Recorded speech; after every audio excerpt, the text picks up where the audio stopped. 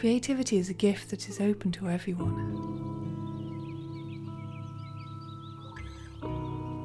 When I'm out in the landscape, I really notice, and gratefulness pours in.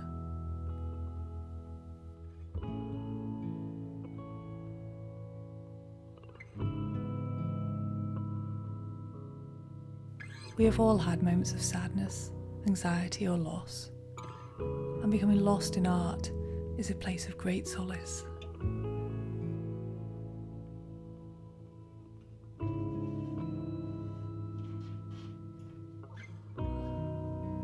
So when it feels like you've nowhere to put these feelings, take them into nature and turn to creativity.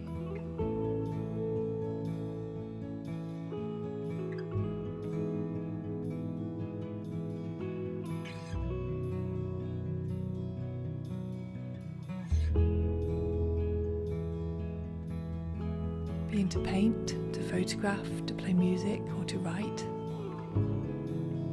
there can never be enough art in the world. There's no need to be concerned about making masterpieces, being fearful that you may fail, no need to impress or to be seen. Just know that this is for you, for your healing, and know that your work is valid and that you are enough.